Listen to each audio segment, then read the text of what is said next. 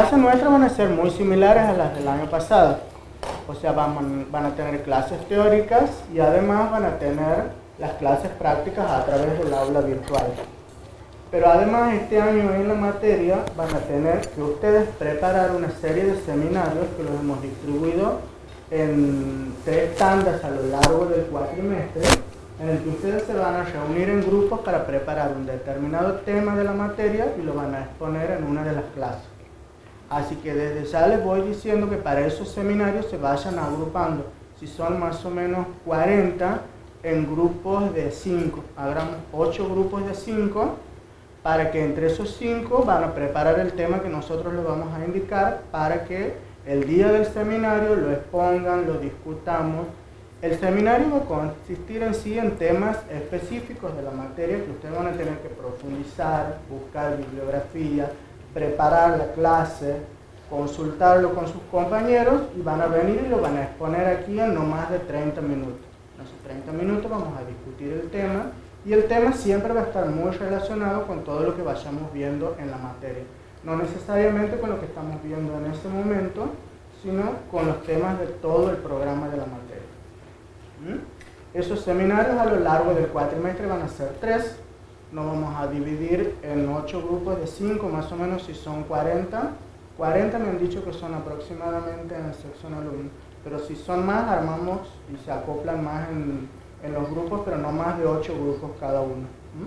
Donde todos van a tener que trabajar, preparar, buscar la bibliografía y exponer la clase. ¿Sí? La materia es cuatrimestral, como sabrán. También tiene parciales, tienen 3 parciales a lo largo del cuatrimestre. La materia se regulariza aprobando todos los parciales, pueden desaprobar solo uno, y además tienen la opción de aprobar la materia si ustedes promocionan y aprueban los parciales con más de 7. Tienen que aprobar todos los parciales con 7 o más de 7. Y la nota final va a ser el promedio de toda la materia.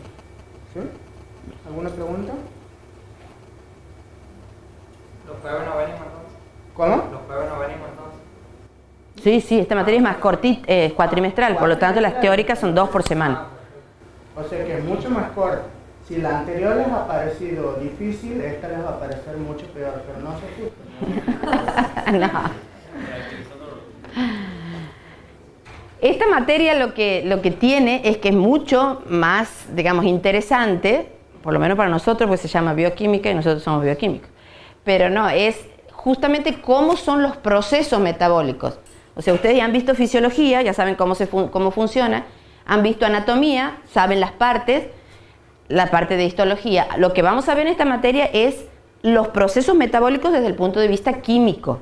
Entonces, se profundiza porque es mucha química, pero se entiende mucho más todos los caminos que suceden dentro del organismo en la parte de cada una de las funciones de los órganos y del conjunto o la sincronización que hay entre ellos. Aquí hay mucho de química, por eso todo lo que ustedes no entiendan o duden de eso, más vale que lo paren y lo podamos revisar ahora. Pero en el conjunto se supone que ustedes ya tienen muchas herramientas como para poder ir entendiéndolo. En términos generales, esta materia es estudiar las 3 grandes macromoléculas, que son los hidratos de carbono, las grasas o lípidos y las proteínas. Todos los elementos que consumimos en la dieta y los que después del organismo los degrada y los vuelve a fabricar a los propios nuestros, están formados en términos generales por esos 3. ¿Qué faltaría agregar a esos 3?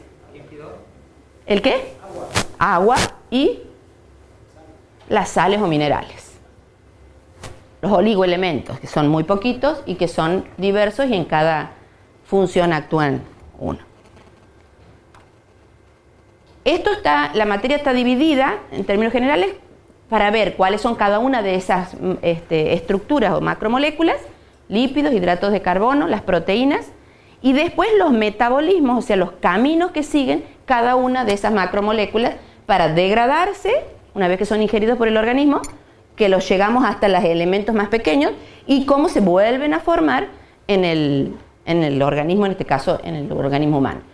Lo que en términos generales tienen que entender es que todas las proteínas, lípidos o hidratos de carbono que consumimos tienen un origen que puede ser vegetal o animal. Lo degradamos hasta el elemento más chiquitito y lo volvemos a fabricar con características propias, proteínas humanas, los lípidos que tiene el ser humano y los hidratos de carbono que necesita o que son utilizados en las vías metabólicas en el ser humano.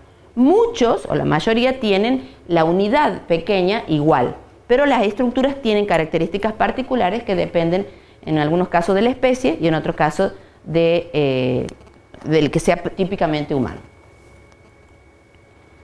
Entonces, ¿qué vamos a estudiar nosotros? La química biológica, que como dice el nombre, son los procesos, explicando los procesos vitales a nivel molecular. Es descriptiva porque vamos a estudiar cada uno de estos componentes desde su estructura, las propiedades o cómo las podemos identificar. Y también es dinámica, la parte dinámica, por lo que estudiamos es cómo son las transformaciones, o sea, cómo son las reacciones químicas que suceden, que se denomina el metabolismo. Y después estudiamos típicamente las enzimas, que son aquellas sustancias que son las que permiten que esas reacciones químicas sucedan. Son los catalizadores orgánicos. Y las hormonas, ¿qué eran las hormonas? Eso hemos visto ya. ¿Para?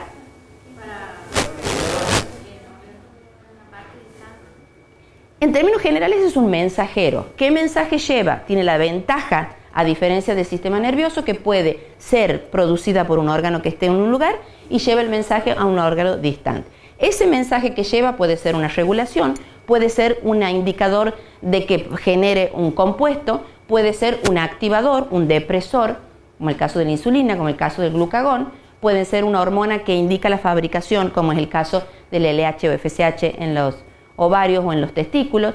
O sea, en general lleva una información. Eso, de la estructura química de las hormonas, ¿cuál es? Los que rinden el macho. Ese no hemos visto bien. Son o proteínas o también pueden ser algún ciclo parecido al del colesterol, etc. Estas macromoléculas o biomoléculas o moléculas grandes, proteínas, lípidos o hidratos de carbono, son distintas en cada especie, pero todas tienen estructura similar. En todos los casos, las proteínas, por ejemplo, están formadas siempre por 20 aminoácidos, 4 ácidos nucleicos.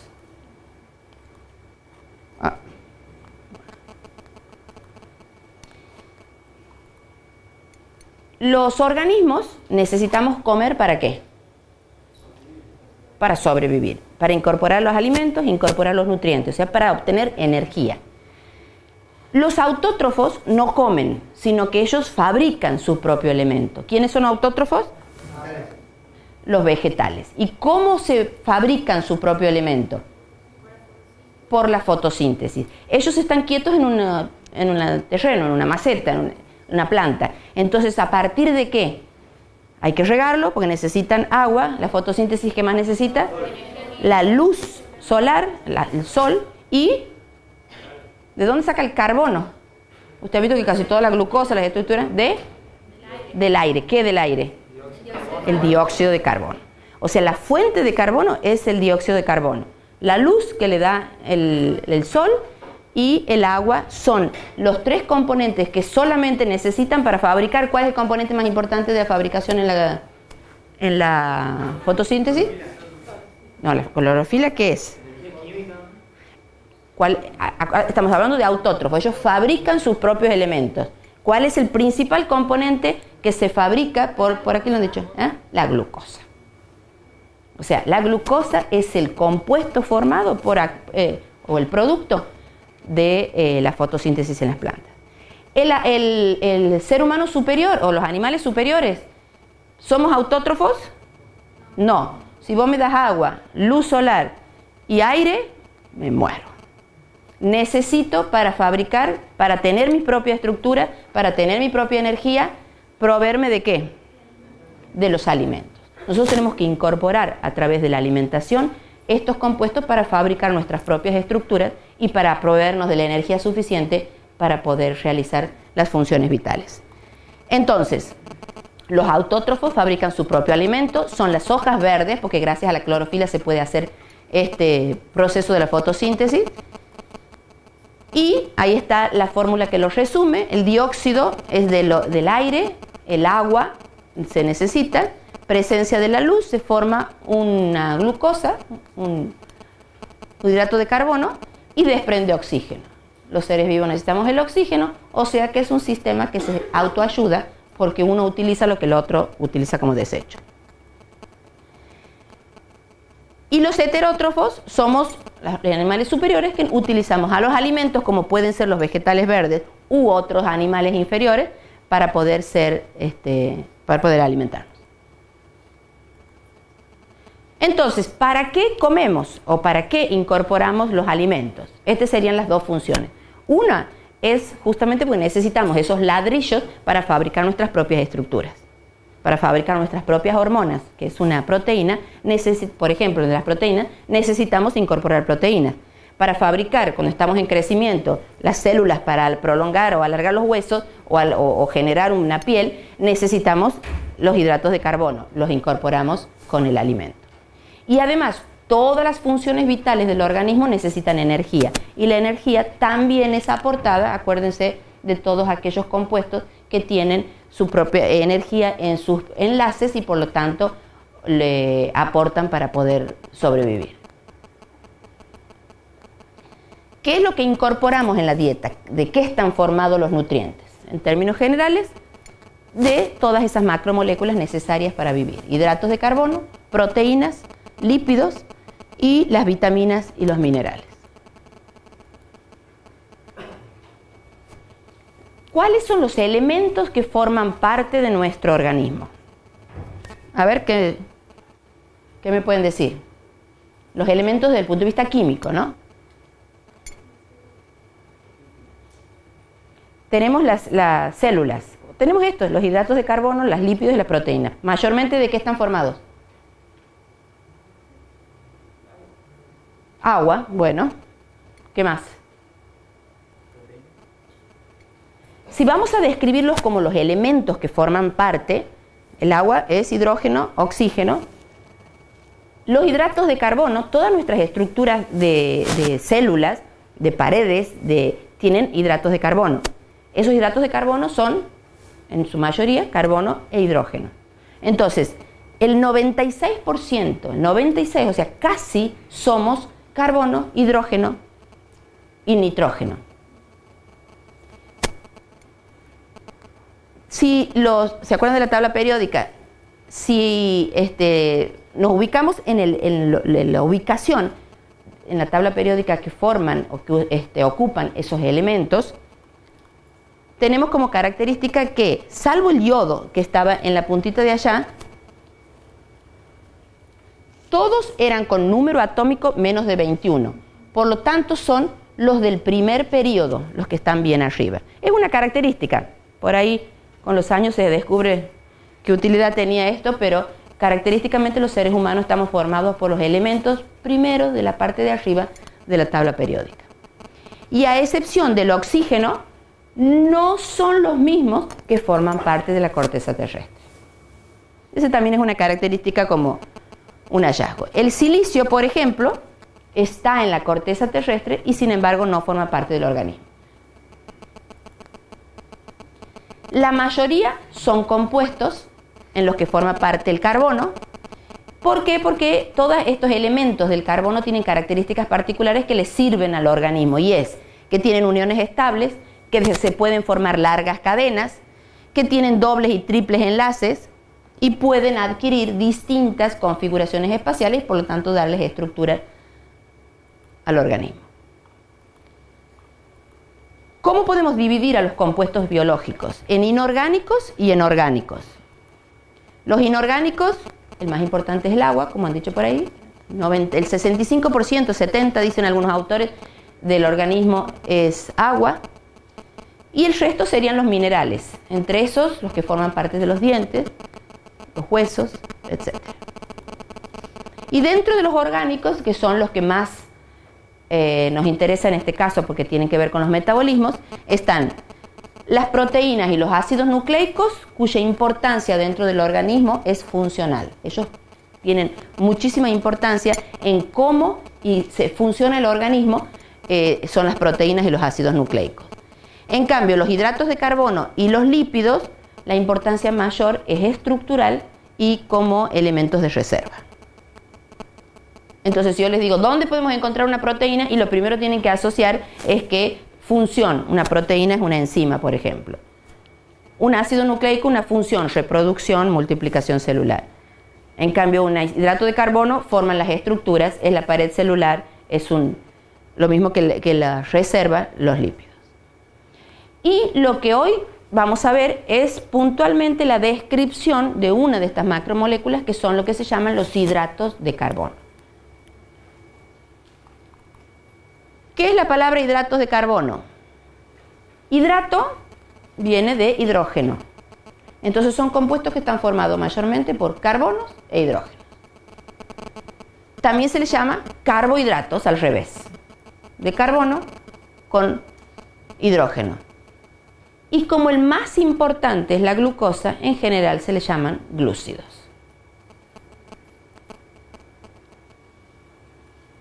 ¿Qué característica tienen los hidratos de carbono? Son fabricados, como hemos dicho recién, a través de la fotosíntesis por aquellos vegetales de color verde. Y son, incorporados a los organismos superiores a través de la ingesta, o sea, de la alimentación. Y, como hemos dicho hace un rato también, la función más importante es que sirven de soporte en las estructuras superiores y son acumuladores de energía como combustibles biológicos. Esas serían las mayores funciones, las más importantes funciones de los hidratos de carbono en los organismos superiores.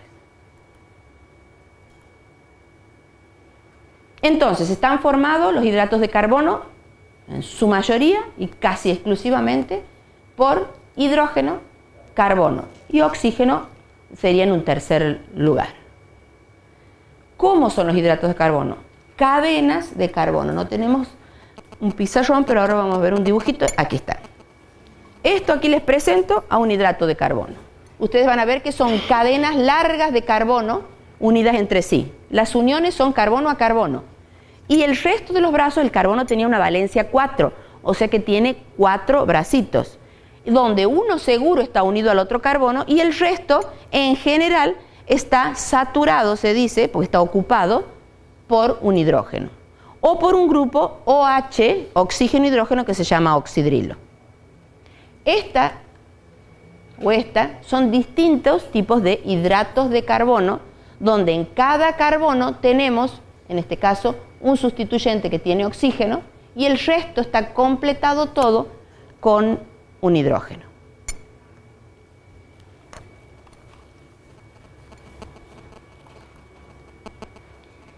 En un extremo de la molécula vamos a ver que siempre estos hidratos de carbono tienen una función que se llama ceto, o sea, un doble enlace con un oxígeno.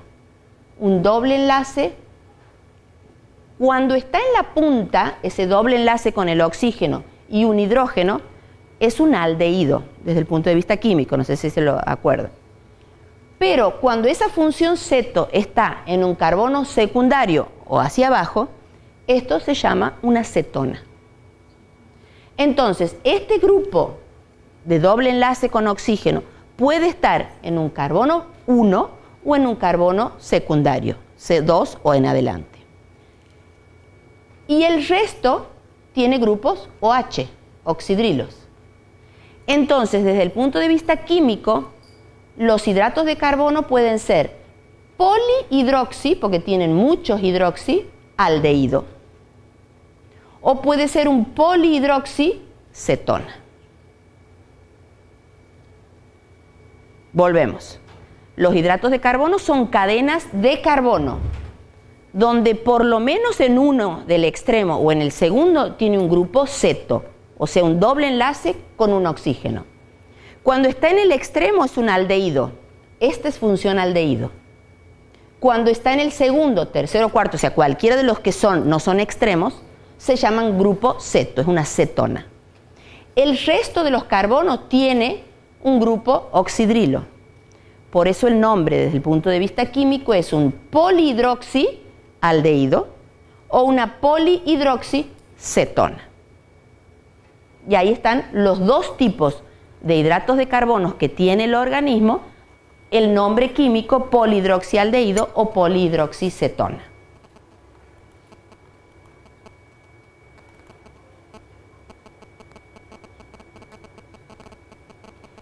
Esta formulita que hemos visto recién, volvamos para que les quede más claro,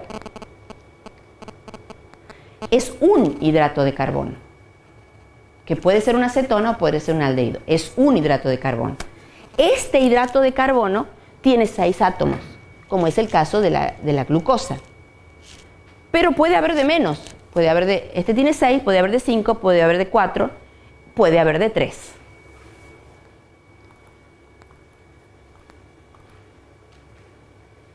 Cuando el hidrato de carbono está formado solo por un glúcido, se llama monosacárido, solo por la glucosa, que tiene 6 átomos de carbono, pero es una glucosa. Eso a veces le genera confusión. A pesar de que es una cadena de 6 carbonos, entero ese compuesto se llama glucosa. Eso es un compuesto que tiene un solo glúcido, es un monosacárido. Pero puede haber otros compuestos que tengan una cadena más larga, de 2 a 10.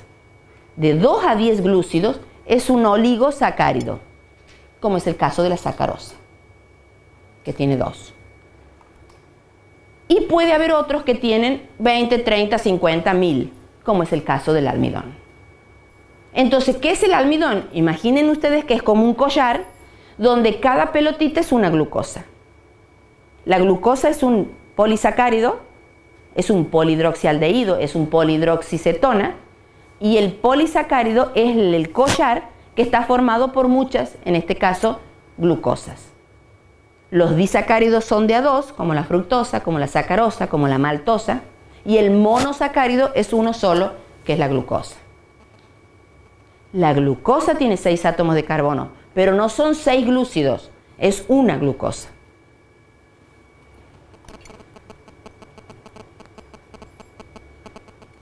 Ahora vamos a ver puntualmente los monosacáridos, o sea, los que son un solo compuesto.